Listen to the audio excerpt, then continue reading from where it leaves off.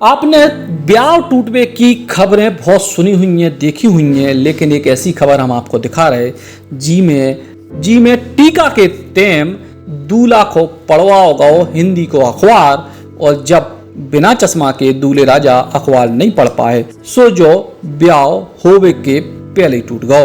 2 दिन पहले तक ई घर में नाच गाना चल रहा तो काय के ब्याह की खुशियां हती, और उत्तर प्रदेश के औरैया जनपद के गांव जमालीपुर के निवासी अर्जुन सिंह की बिटिया को ब्याह तय भव तो शिवम नाम के लड़का से, जो बंसी गांव के रहने वाले थे। पढ़े लिखे सुशिक्षित लड़का को देख के अर्जुन सिंह ने पहली नज़र में अपनी बिटिया के लाने मोड़ा पसंद कर लो। सब तैयारियां भई और शगुन के लाने मोटरसाइकिल और नकदी भी दी गई।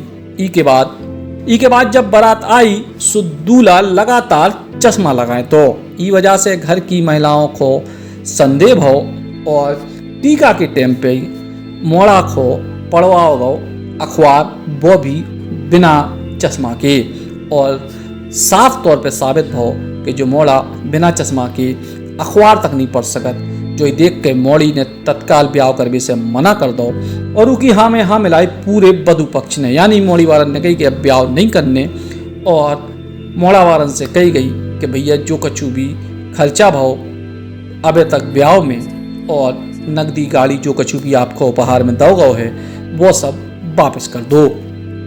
तो मामला ये था कि मेरे माँ बाप को धोखे में रखा गया, ये बताया नहीं गया कि लड़का के आंखों में कोई प्रॉब्लम है, बस ऐसे ही लगाता था चश्मा। सब लोग सोच रहे थे कि ऐसे ही लगाता है चश्मा, लेकिन बाद में पता चला सब कुछ हो गया। इसके बाद में बारात आई तो बारात के दिन टीके पे बैठ गया लड़का, तो सभी को पता चला कि लड़के को दिखाई नहीं देता, चश्मा अगर हटा ले तो बिल्कुल नहीं चल पाएगा वो, इसलिए शादी टूट गई।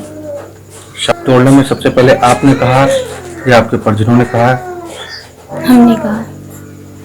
अब आप क्या चाहती हैं? पुलिस ने मामला पंजीकृत कर लिया है, अब क्या चाहती हैं आप?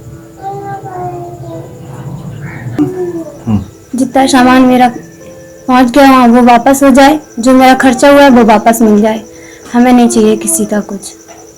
बात ये थी कि लड़का दिन में मैंने देखा चश्मा लगाया था, तो मैंने समझा कि ये लड़का सिंपली चश्मा लगाए और इसको कोई शौक से लगाते हैं लड़के। मैंने इसको ये नहीं समझा कि इसकी नज़र ही आँख की रोशनी ही कम है, और लोगों के कहने पर लोगों से जब मैंने कहा उन लोगों से कि चश्मा क्यों लगा रहे, वो पढ़ता है स्कूल लड़का है, उसको क्या दिक्कत है। मैं उसके विश्वास में आ गया।